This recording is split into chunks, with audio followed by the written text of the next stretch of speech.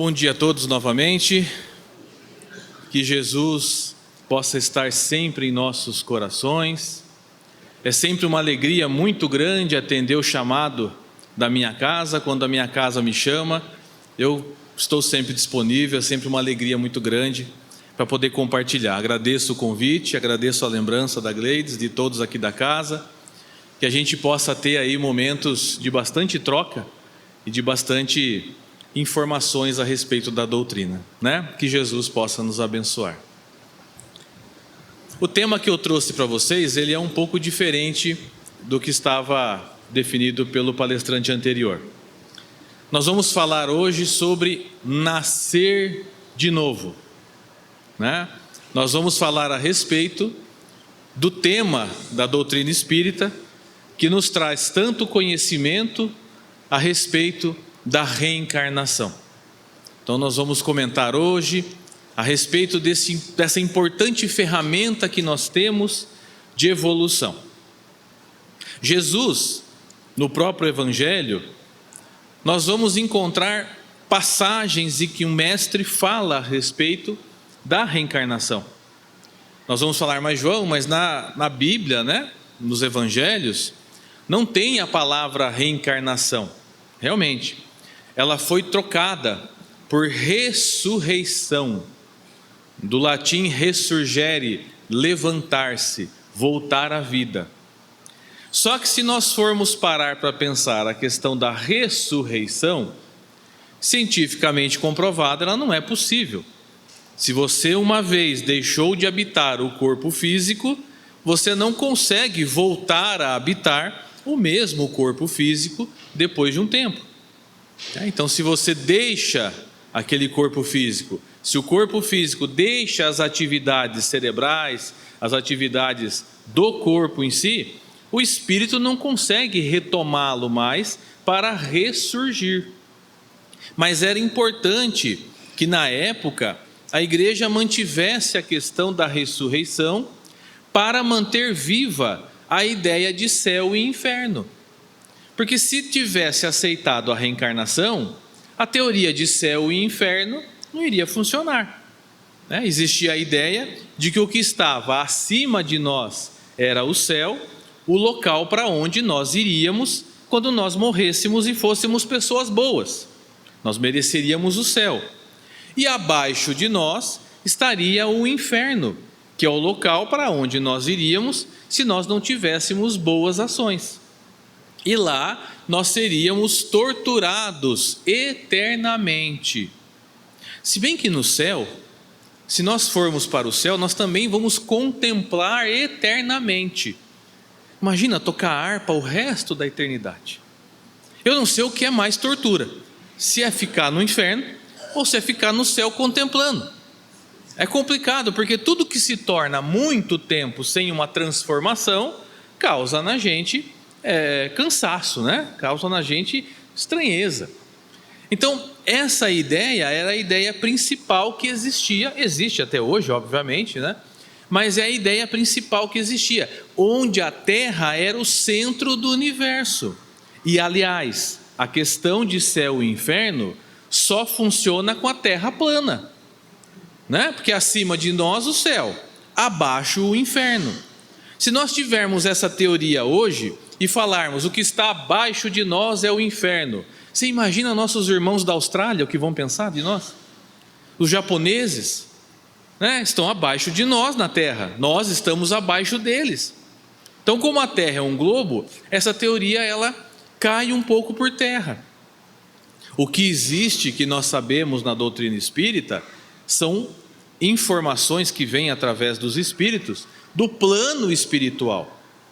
Quando eu desencarnar, ou seja, quando eu deixar esse corpo físico, eu vou retornar à pátria do espírito, como o espírito imortal que sou, e lá eu vou encontrar o que eu produzi nessa encarnação. Se eu fui uma pessoa boa, que teve boas atitudes, que buscou transformação, que buscou ser uma pessoa melhor, eu vou encontrar na minha consciência um plano espiritual, onde eu vou estar melhor. Eu vou receber oportunidade de trabalho, eu vou receber oportunidade de estudo, de crescimento. Agora, se eu for uma pessoa ligada à maldade, ligada à inferioridade, ligada a só fazer coisas ruins, eu vou para o mesmo plano espiritual. Só que a minha consciência vai estar ligada à inferioridade. Eu vou encontrar dor e sofrimento. Se nós recordarmos o livro Nosso Lar, quem não leu, aliás, ainda o Nosso Lar, leia, que é sensacional. Ah, mas eu assisti o filme também é sensacional, mas não tem 10% do livro. Então leiam o livro, porque o livro traz muita informação. André Luiz se encontra num lugar horrível. Ele se encontra num charco fedorento, ele se encontra num lugar cheio de nuvens escuras, com pessoas gritando. Ele estava no plano espiritual. Só que o que ele projetou e criou na mente dele durante toda a encarnação, com os vícios, com as dificuldades, com as dores que ele mesmo causou, ele encontrou uma realidade espiritual ruim. Depois de 8 anos sofrendo nesse local, ele lembrou que existia Deus. Porque como ele era um homem da ciência, ele não tinha a crença em Deus, a fé, a confiança em Deus. Então quando ele lembrou, peraí, quem pode me ajudar é Deus. Ele se ajoelha e faz uma prece pedindo a Deus ajuda. Nesse momento ele vê Clarencio, ele vê os espíritos que estavam lá para socorrê-lo e o levaram então para Nosso Lar. Será que os espíritos deixaram André Luiz sofrendo por 8 anos lá? Não, o tempo todo eles estavam com ele. Clarencio fala: estivemos contigo, André, desde o primeiro minuto, você não nos via. Por que ele não via os espíritos socorristas? Porque ele estava numa faixa vibratorial menor que a deles. Quando ele fez a oração, ele vibrou mais alto, entrou na faixa de vibração dos espíritos socorristas e pronto. Olha que interessante. E não precisa desencarnar para ter essa faixa não, viu? É encarnado, vivendo, a gente consegue entrar nessa faixa superior ou inferior. Quem nunca falou assim, eu estou vivendo o inferno? É a faixa vibratorial que nós estamos nos colocando. Por isso que a oração é uma ferramenta tão poderosa quando a gente está passando por alguma necessidade. Não só quando está passando, né? Em qualquer momento a oração é importante.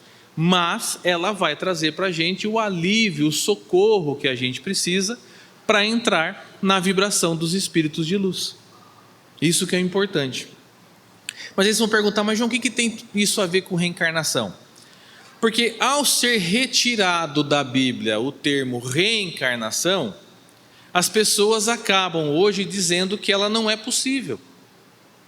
Lá na carta de Paulo aos Hebreus, Paulo fala, é dado ao homem nascer e morrer apenas uma vez, e depois disso vem o julgamento. Realmente, está na carta de Paulo. Paulo fala que é dado ao homem nascer e morrer apenas uma vez. Mas João, como é que você explica então a reencarnação? Paulo deixa bem claro, é dado ao homem, não ao espírito.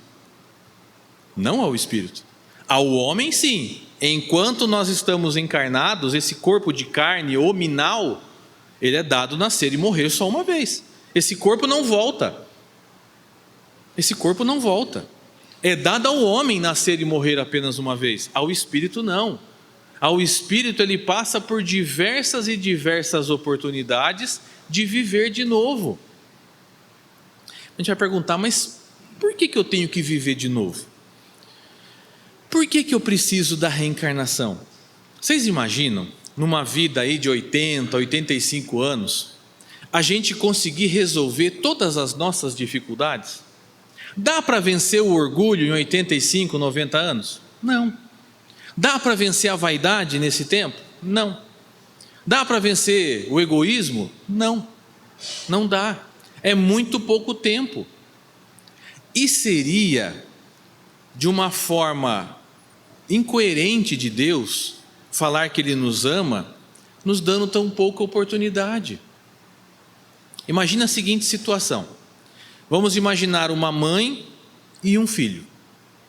Essa mãe fez tudo o que ela podia fazer durante a vida, durante a encarnação, para ser uma pessoa boa. Ela fez da melhor forma possível toda a encarnação dela. O filho se perdeu nos vícios, se perdeu nas dores, se perdeu de todas as formas possíveis. Na crença do céu e inferno, quando essa mãe desencarna e o filho desencarna, a mãe vai para o céu e o filho vai para o inferno. E segundo essa forma de compreender, quem está no inferno vê quem está no céu, e quem está no céu vê quem está no inferno. Você imagina essa mãe vendo o filho sofrer no inferno. Quem está mais no inferno, o filho ou ela? A mãe. Nessa crença, a mãe pede para Deus: Deus, deixa eu ajudar meu filho? Não, o que está feito, está feito.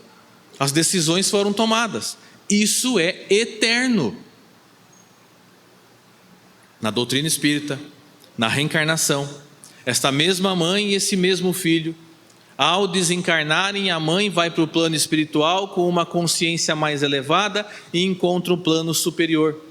Esse filho vai para o plano espiritual com a consciência menos elevada, encontra dor e sofrimento. Essa mãe pede para Deus: Deus, posso ajudar meu filho? Qual é a resposta que vem para ela? Óbvio, claro, com certeza. Vamos planejar uma nova encarnação, onde você possa recebê-lo em seus braços novamente e tentar colocá-lo no caminho correto. Não é muito mais justo? Não é muito mais amoroso? Não é muito mais Deus do que você negar uma oportunidade para um filho? De maneira maravilhosa, Deus não nos nega nenhuma oportunidade.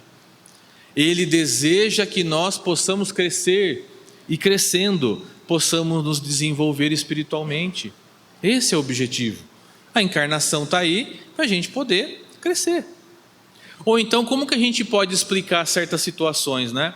Crianças que nascem perfeitas, com saúde, brincam, correm, estudam, se desenvolvem. Outras nascem doentes, fadadas a uma cama, fadadas a um estado vegetativo, fadadas a não ter nada que a outra criança tem. Por quê? Será que Deus escolhe? Será que Deus roda uma imensa roleta e fala, ele vai sofrer, ele não? Será que Deus tem escolhidos? Deus tem preferidos? Não, nós estamos falando de Deus.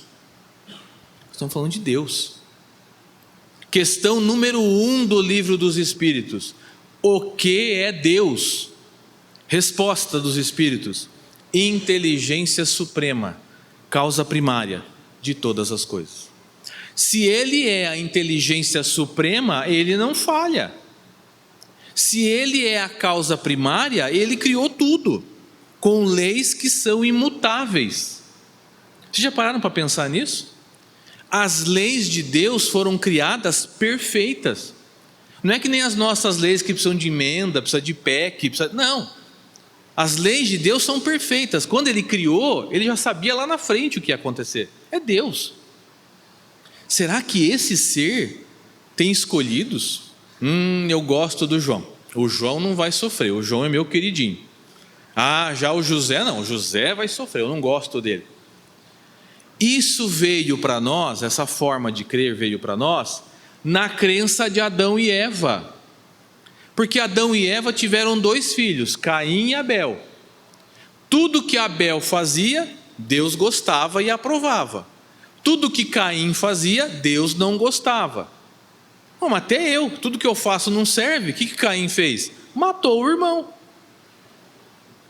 Ele se tornou o primeiro homicida da humanidade, segundo a Bíblia, né? E o maior homicida da humanidade, né? Matou 25% da população. Tinha 4 pessoas, ele matou 1, matou 25% da população. Claro, Adão, Eva, Caim, Abel são símbolos do Velho Testamento.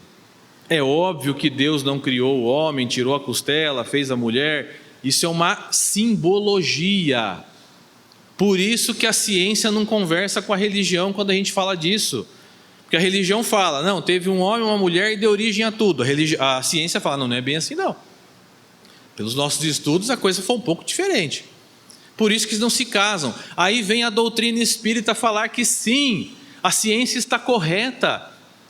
Nós tivemos a origem, nós fomos nos desenvolvendo, nós fomos passando de evolução e chegamos ao homem. Sim, a doutrina espírita conversa com Darwin. Allan Kardec e Darwin conversam nesse sentido. Isso que é importante para a gente entender. A religião, a doutrina espírita, volta a entender a ciência e nos trazer esse conhecimento. É uma simbologia muito grande. O povo hebreu era muito simbólico. Moisés aplicou essa simbologia na Bíblia. A mesma história, por exemplo, de você falar da arca de Noé. Noé fez uma arca e trouxe todos os animais, um casal de cada, para que pudesse continuar vivendo todos os animais depois do dilúvio. Como que ele trouxe a onça pintada do Pantanal, o urso polar, e eu duvido que ele colocou um casal de cupim, que não ia dar certo na arca. Então é uma simbologia, é um símbolo que ele está dizendo de uma era, de uma época, onde aconteceram situações que, para entender de uma forma mais fácil, ele usou símbolos.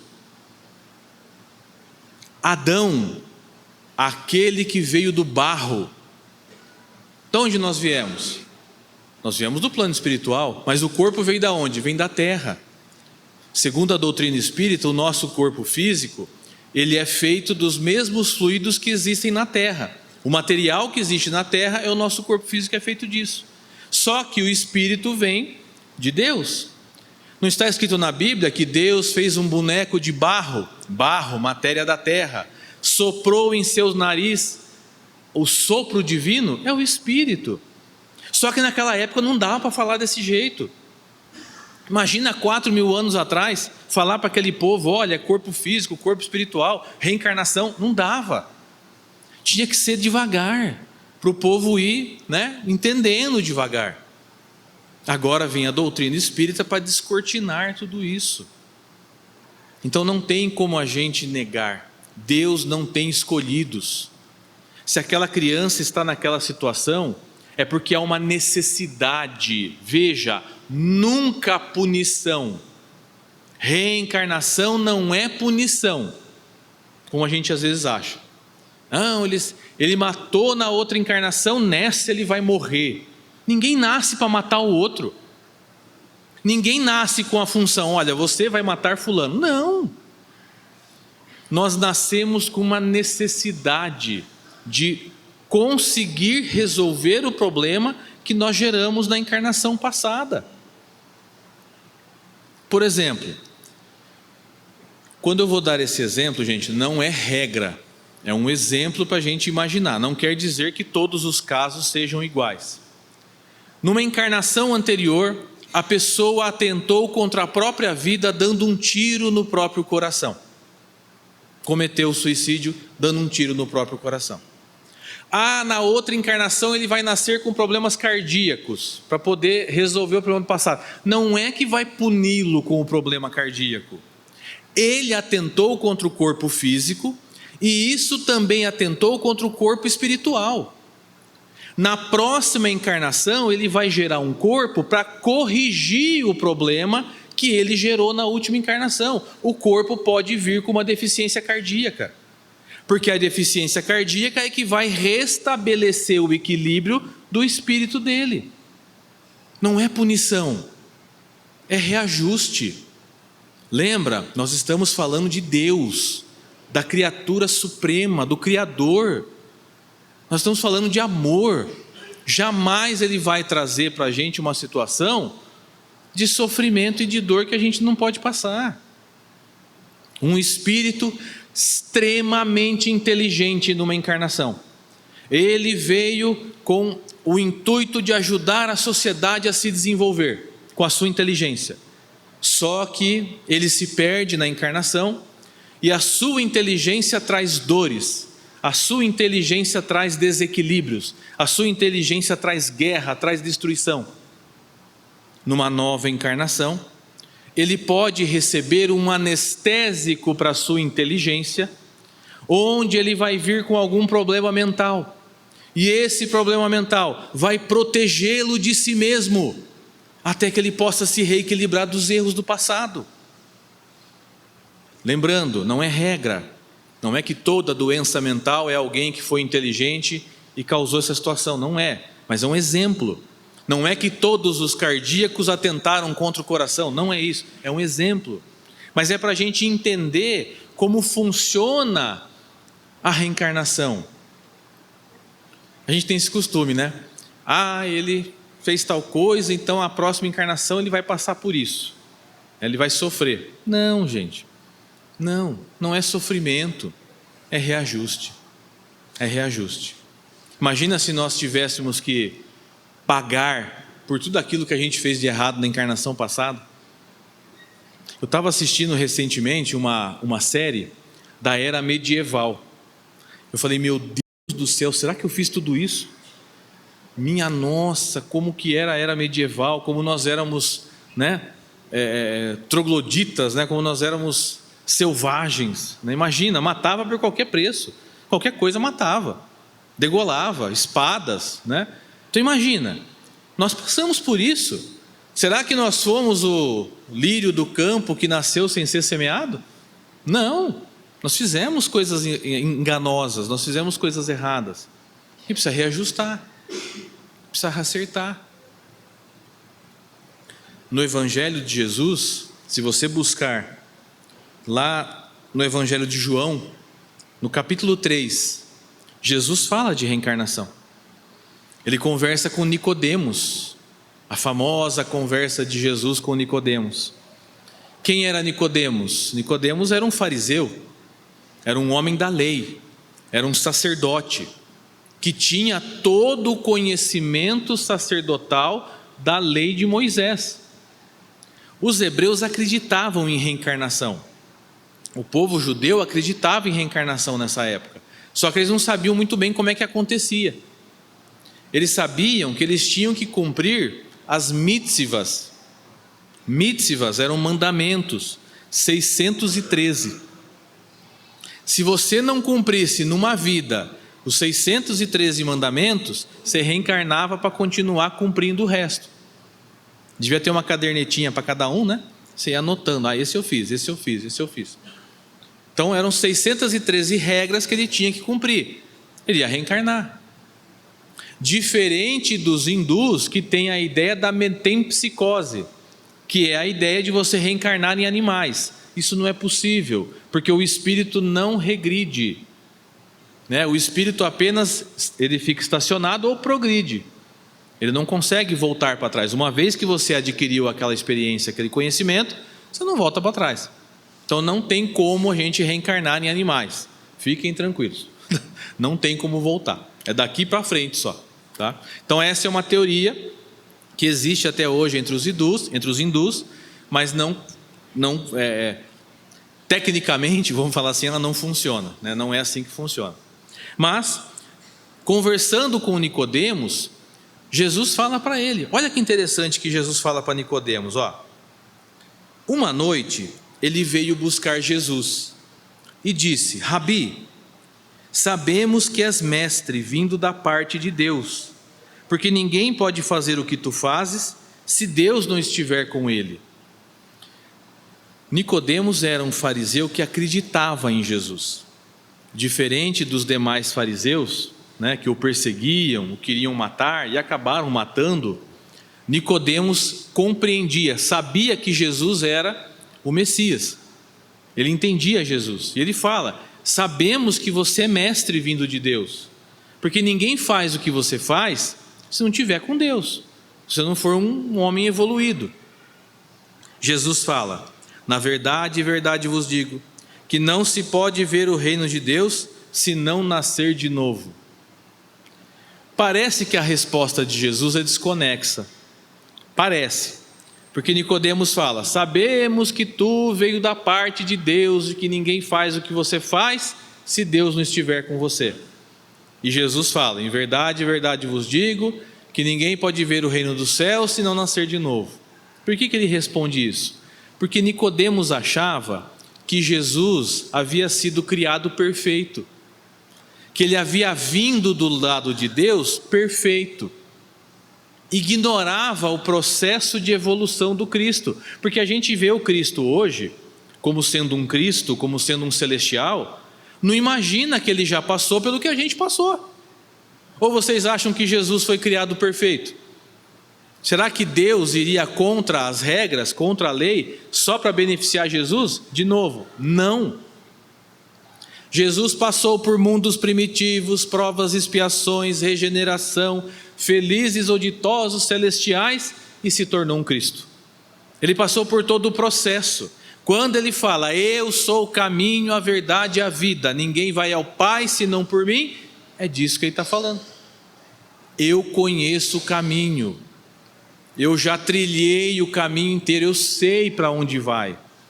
E se ele sabe para onde vai, ele vem contar para a gente como é que faz. Né? Então, Nicodemos achava que ele era perfeito. E Jesus responde, para chegar no reino de Deus, ou seja, para chegar onde eu estou, é preciso nascer de novo. Aí Nicodemos fala para ele, como pode um homem velho nascer de novo? Porventura vai voltar para o ventre da sua mãe?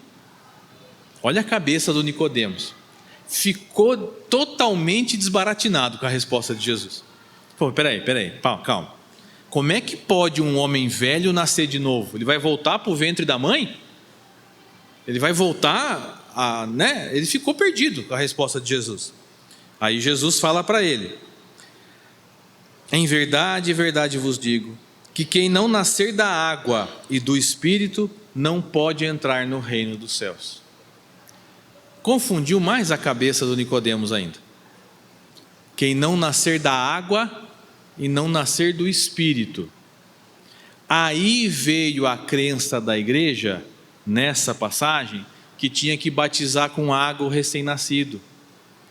Porque ele nasceu da água, né? Ele veio do Espírito de Deus, do Espírito Santo. Com a água ele se torna então um ser. Antes de ser batizado não é ninguém. Quando batiza, aí você se torna alguém. Mas não é disso que Jesus está falando. Pensa comigo. Reprodução humana. O espermatozoide é uma gota de água. O óvulo é uma gota de água. Quando os dois se unem, criam um novo ser que cresce 9 meses na barriga da mãe, dentro de uma bolsa cheia de água. É dessa água que o Cristo está falando, do líquido amniótico, da água da vida. Todos nós passamos por essa água, não tem como. Não existe uma regra para nascer nesse planeta diferente, tem que ser desse jeito.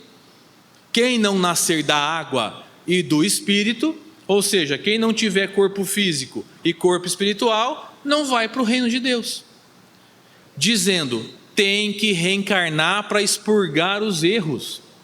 Só chega no reino de Deus perfeito. E para chegar na perfeição, reencarna o quanto for preciso. Por isso, meus amigos, se a gente estiver pensando, puxa, quanta encarnação será que eu tenho? Só que mais umas 3 eu já resolvo? Ah, não. 3 não dá. 3 é muito pouco ainda. Vai bastante pela frente. Fala o seguinte, não pensa em quantas. Pensa em melhorar. Pensa em se transformar, fazer reforma íntima, se transformar numa pessoa nova, se tornar cada vez melhor. Deixa para pensar depois quantas reencarnações precisa. Que vai tempo. Essa encarnação que a gente está agora, quantas será que eu tive antes? Graças a Deus eu não lembro. Pensou eu me lembrar nas reencarnações medievais? Né? Eu lá com a lança em cima do cavalo, correndo para poder atacar o outro. Eu com uma espada cortando o pescoço de... Meu Deus do céu. Pelo amor de Deus, não quero lembrar. Não quero lembrar. Ou então lembrar que eu estava lá debaixo da cruz, falando, isso mesmo, Cristo tem que ser... Imagina eu lembrar disso. Imagina eu lá no meio da turba falando, solta Barrabás. Não quero lembrar. Não quero lembrar. É melhor que nós não nos lembremos. Porque se a gente se lembrar, pode causar um desequilíbrio muito grande. Pode causar um desequilíbrio assim, fora do comum. Já pensou? Você lembrar que aquele rebento que você carrega no colo com tanto carinho foi o seu algoz na vida passada? você lembrar que ele te fez um mal muito grande, você vai embalá-lo em seu colo? Você vai dar carinho e amor para ele crescer? Não, a gente se conhece, não vai. Por isso a bênção do esquecimento na reencarnação, a bênção que Deus nos dá de não nos lembrarmos, exatamente por isso. Porque a lembrança pode causar problemas. E aí, continuando, Jesus fala: o que é nascido da carne é carne, o que é nascido do espírito é espírito. A gente não aprende isso na doutrina? Carne é carne, o corpo gera o corpo. Os pais só conseguem gerar as características físicas do filho, a característica espiritual não, vem de Deus. A gente pergunta: mas João, como é que tem casos então que às vezes o filho é a cara do pai em tudo? Como a gente costuma falar, né? Cuspido e escarrado, que na verdade é esculpido em Carrara, o certo de falar. A gente fala cuspido e escarrado, não, esculpido em Carrara. Como é que a criança parece, ou então não parece nada com o pai, aparece com o tio? Nossa, tudo que o tio faz é a mesma coisa que a criança. Como é que explica isso? Ora, são espíritos que estão vivendo juntos há milênios, criam costumes juntos, parecem-se, seguem a mesma linha de pensamento. É claro que vão se parecer, que vão pensar igual. Ou então fala diferente, né? Olha, como é que pode, de 4 irmãos, ele é o único que não se parece com ninguém. Ele é o único, a ovelha negra da família, como é que pode? Não. Ele é o espírito da família, obviamente, só que a necessidade dele é diferente. Ele pensa diferente, ele age diferente, ele tem uma motivação diferente, é preciso entender.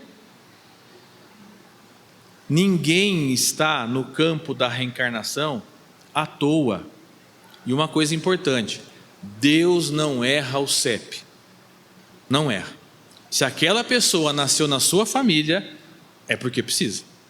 Você pode falar: meu Deus do céu, não é possível, como que essa pessoa foi cair na minha família? É de paraquedas.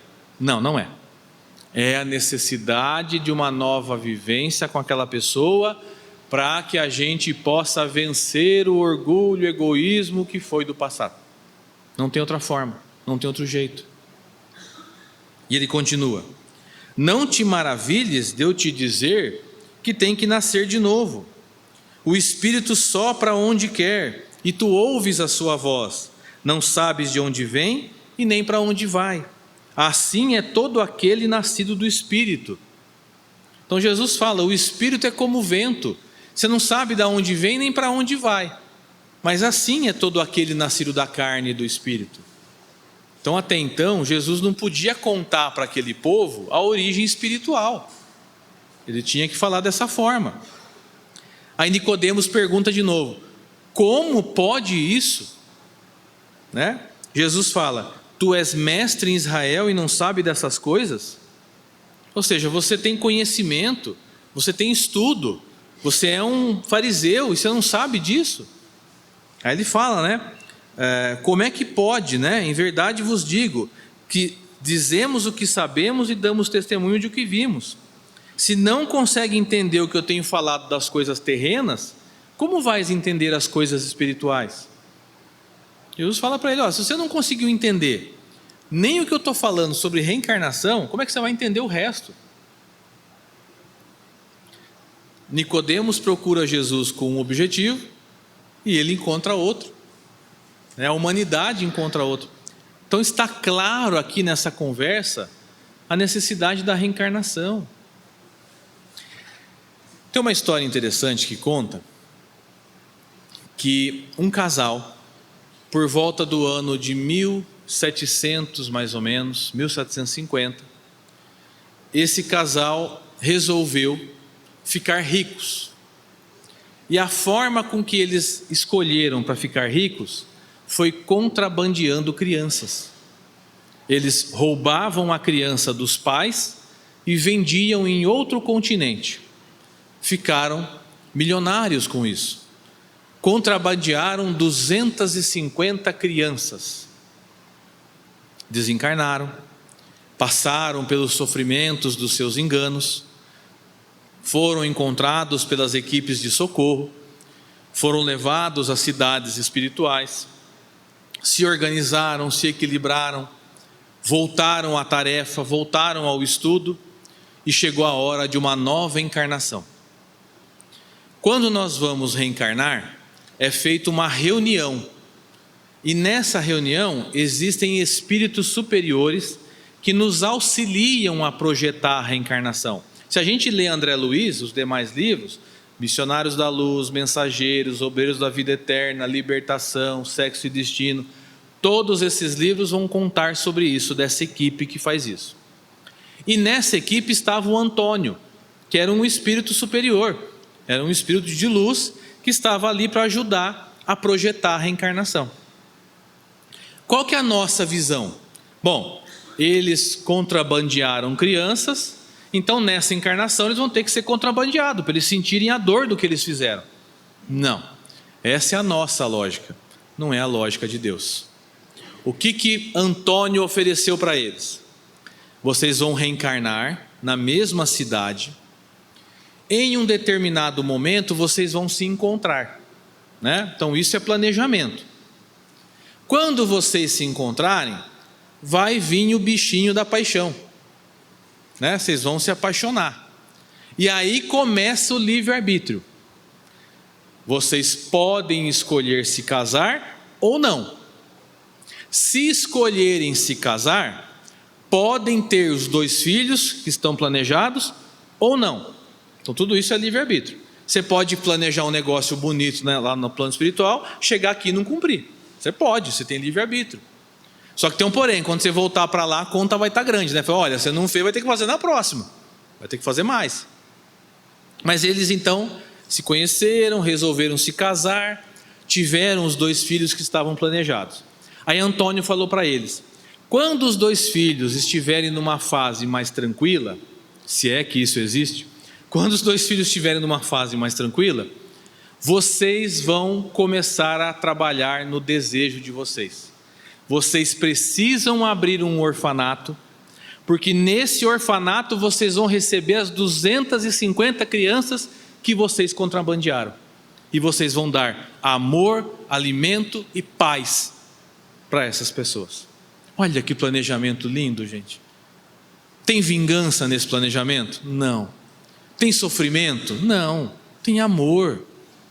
Que coisa maravilhosa, que planejamento lindo. Eles vão conseguir vencer o erro do passado planejando com amor. Vai dar trabalho? Vai, claro. Você acha que reforma íntima não dá trabalho? Vai ter problema? Vai. Vai ter dor? Vai. Mas vai ter que passar por isso. Então, quando os filhos estão numa idade mais tranquila, eles começam a pensar. E um chega para o outro e fala: amor, teve uma ideia aqui. Você sabe que eu tenho uma vontade de abrir um orfanato? A mulher fala: verdade? Você não acredita? Eu também tenho a mesma vontade. Olha que loucura, parece que vem do nada essas ideias. Pois é, vem do nada, lá do plano espiritual. Vamos atrás? Vamos. Foram atrás de alugar o imóvel, prefeitura, liberação. Ai, dá muito trabalho. Nossa, que trabalho. Quer saber? Deixa quieto, deixa quieto. Passa-se um tempo. Começa a comichar de novo. Nossa, amor, eu tenho vontade de abrir um orfanato, eu também. Vamos atrás de novo? Vamos. Alugar o imóvel, prefeitura, documentação. Deixa quieto. Nossa, dá muito trabalho. E assim foi por 3 anos. Eles tentando e não conseguindo e não fazendo. Então, eles são surpreendidos por uma gravidez fora de época. Eles não estavam esperando mais. Vem um temporão, nasce uma criança, um menino. E o menino era de uma coisa maravilhosa, um menino gostoso de conviver com ele, uma criança tranquila, uma criança boa, saudável, maravilhosa criança. Um dia, passando por uma rua, a criança vê uma criança em estado de rua e fala: papai, mamãe, por que aquela criança não tem papai e mamãe? Um olha para a cara do outro e a criança pergunta: por que a gente não pode ajudar eles? Reacendeu neles a vontade de abrir o orfanato. Foram atrás de novo. papelada, prefeitura, documentação, filho pequeno. Dá muito trabalho. E foi assim por mais 3 anos. Aos 7 anos de idade, esse menino, esse filho temporão, foi acometido de uma doença que o levou de forma instantânea. Ele desencarna com 7 anos de idade. Uma dor terrível, uma perda irreparável, uma dor que foi nas mais profundas fibras do coração do pai e da mãe. E então eles falaram: nós temos que levar a cabo o nosso projeto em nome dele. E então, depois de muita luta, conseguiram abrir o orfanato e deram o nome nesse orfanato do menino, do filho que havia desencarnado. As 250 crianças aparecem no orfanato, eles dão alimento, amor, carinho, organizam a vida e eles são levados para a vida fora. Eles conseguem reorganizar o erro do passado. Desencarnam já velhinhos, voltam para o plano espiritual, dessa vez mais tranquilos, com a consciência mais elevada, não passam por sofrimentos. Chegando lá, é feita a reunião de novo, está lá o Antônio esperando por eles. Lembram do Antônio, o amigo espiritual? Está lá todo mundo reunido, o pai, a mãe, as 250 crianças em volta, o Antônio feliz, a mãe fala isso: Antônio, posso fazer uma pergunta? Ah, pode. Está aqui o meu marido, eu estou aqui, meus 2 filhos estão aqui planejando, né? As 250 crianças estão aqui, mas eu sinto falta de alguém, Antônio. Cadê aquele meu filho maravilhoso que foi o responsável por tudo, Antônio? Cadê ele? Antônio abre um largo sorriso e fala: oh, minha mãe, eu tinha que dar um jeito de vocês fazerem o trabalho. Era Antônio que havia reencarnado e desencarnado aos 7 anos para fazê-los realizar o trabalho. Então, meus amigos, o que parece uma desgraça, o que parece um castigo de Deus, não é. É o amor em movimento. É o amor acontecendo para nos colocarmos no caminho de fazermos o que é preciso. Nós temos que parar de fugir das nossas atribuições e fazer o que é preciso. Ah, eu tenho um planejamento de começar o curso na casa espírita. Faça! Ah, eu tenho um planejamento de pegar um trabalho novo. Faça! Não deixe passar a oportunidade. Não deixe fazer o que for preciso. Porque se aquilo aparece na nossa vida, é porque é necessário. É porque é necessário para o nosso crescimento, para o nosso desenvolvimento, para a nossa reforma íntima. Então, se nós nascemos de novo, se nós estamos aqui, façamos o trabalho necessário. Ah, eu não quero no espiritismo, quero na igreja católica. Faça! Quero na igreja evangélica. Faça! Mas faça com amor, com dedicação, com vontade. Esteja pronto. Seja, se for preciso, o trabalhador da última hora, que vem por último, não tem problema. Venha, faça o trabalho. Porque nós estamos aqui para isso, meus irmãos. A reencarnação nos chama ao trabalho. Tem uma passagem maravilhosa que Jesus fala: a minha paz vos dou, não a paz da terra, mas a minha paz. O que ele quer dizer com isso? O que é a paz da terra? É você um domingo de manhã, acordar mais tarde, tomar seu banho, ficar tranquilo, só esperando o almoço e descansando. Ok, posso ter a paz da terra, mas a paz do Cristo não é essa. A paz do Cristo é aquela que te chama para o trabalho. A paz do Cristo é aquela que te mostra a dificuldade que você tem que vencer. A paz do Cristo é aquela que te dá a pessoa difícil na sua família para você reconstituir com ela o passado. Não existe nenhuma recordação, não existe nenhum relacionamento que seja à toa. Tudo é projeto para a nossa vida. Óbvio, claro que nós temos o livre-arbítrio. Isso a gente não pode negar. Ah, eu não quero. Tudo bem. Não quer? Ótimo, é livre-arbítrio. Só que você vai ter essa pendência para as próximas encarnações. Eu fico me perguntando às vezes, será que eu tenho tanta pendência assim das outras encarnações? O que será que deve estar pendente? né? Eu devo ter bastante coisa pendente, né? Porque imagina, né? Deve ter bastante coisa, a gente deve ter coisas pendentes. E aí, de uma forma interessante, certa vez, numa reunião de intercâmbio mediúnico, nós recebemos um irmãozinho. E esse irmão, ele estava muito revoltado, extremamente revoltado, com ódio no coração. Ele destilava veneno para nós que estávamos ali ajudando. Ele não queria nos ouvir. Ele só fazia ameaças, ameaças, ameaças. E assim foi por 2 anos e meio. Nós recebendo esse irmão na reunião de intercâmbio mediúnico, através do médium, conversando com ele, e ele destilando ódio para todos nós, falando que o Cristo era o culpado da sua dor, falando que nós espíritas devíamos ser massacrados, porque nós éramos continuadores do Cristo. Ele tinha um ódio tremendo pelo Cristo, uma coisa assim impressionante. E nós fomos conversando com ele, com amor, com carinho, com esperança, com paciência, que tinha que ter muita paciência com ele, porque ele não deixava a gente conversar direito com ele. Foi muito difícil. Em 2 anos e meio ele foi ficando mais maleável nas conversas. Então, em um período de mais ou menos 1 mês, houve uma transformação impressionante. Não porque ele se transformou em 1 mês, mas como a gente costuma falar, o pessoal que é das antigas vai lembrar dessa expressão: a ficha caiu. Se pegar hoje a geração de hoje, nem sabe o que a ficha caiu, né? Não tem nem ideia do que a ficha caiu. Quem é dessa geração de hoje e não sabe o que a ficha caiu, procura no Google. A ficha caiu. Quando a ficha caiu para ele viu o que ele estava fazendo. Ele viu que o problema não era o Cristo. O Cristo nunca fez nada para ele. O problema era o que fizeram com ele em nome do Cristo. Ele contou a história dele.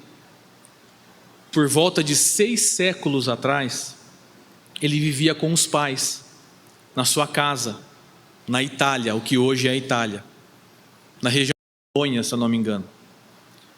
E então passa uma comitiva da igreja, e essa comitiva queria as terras do seu pai. Queria pegar as terras para a igreja. Era comum naquela época a igreja ter terras para ela e pegar as terras dos cristãos. Eu quero as terras. O pai falou: não, eu não posso dar minhas terras porque é a minha única coisa que eu tenho. Então a igreja falou: você tem que nos dar algo em troca então. Ele, a criança que na época tinha 5 anos, foi dada pelos pais para ser criada na igreja e se tornar então um padre, um bispo. Ele foi criado na igreja pelos padres, ele se torna um padre, mas o ódio no seu coração de ter sido trocado era imenso. Por isso que ele odiava tanto Cristo, por isso que ele não tinha consciência do que estava fazendo. Ele viveu na igreja e fez todos os enganos possíveis na igreja. Roubou, vilipendiou, traiu, tudo para se vingar. Quando desencarnou, encontrou a dor e o sofrimento terríveis que duraram, que perduraram por 600 anos, até ele ser ajudado na reunião em que nós estávamos. Ele contou tudo isso. Nos emocionou muito, nos trouxe muitos pensamentos, muitas ideias. E depois ele ficou por 1 ano e meio mais ou menos sumido. 1 ano e meio. Depois de 1 ano e meio, ele se apresenta novamente na reunião. Vocês se lembram de mim? Fala: olha, meu irmão, passa tanta gente por aqui, como é que a gente vai se lembrar de você? E ele disse o nome dele, que ele havia deixado o nome na primeira vez. Ele disse o nome dele. E foi uma emoção muito forte, porque ele falou: eu estou aqui de volta. Nesse 1 ano e meio, eu trabalhei, eu me recuperei, eu estudei, eu entendi que o errado de vez não é o Cristo, sou eu. Peço a todos vocês perdão e agradeço profundamente por terem tido paciência comigo, por terem me compreendido, por terem me esperado, por terem trabalhado comigo para que eu pudesse estar aqui hoje. Hoje, com muita emoção, eu indico a todos vocês que eu estou começando um trabalho aqui na casa como auxiliar de limpeza geral. Isso emocionou muito a gente. Porque se a gente visse ele no começo, o sofrimento e a dor para se tornar um trabalhador, pouco tempo depois ele retorna e fala que havia um planejamento reencarnatório. Ele iria novamente reencarnar, ele iria receber o pai e a mãe que haviam feito a troca no passado como novos pais, ele iria receber novamente os irmãos de toda a passagem, ele iria reencarnar próximo à nossa casa e ele iria ser um trabalhador aqui da casa. Olha que coisa maravilhosa. O projeto reencarnatório, o amor de Deus colocando nele o seu trabalho maravilhoso. Então, meus irmãos, a gente que vivencia a doutrina espírita, a gente que aprende com a doutrina espírita, não tem como a gente falar que a reencarnação não é uma opção. É a melhor de todas, é a principal. Porque somente através da reencarnação nós vamos conseguir fazer o que nós precisamos realizar.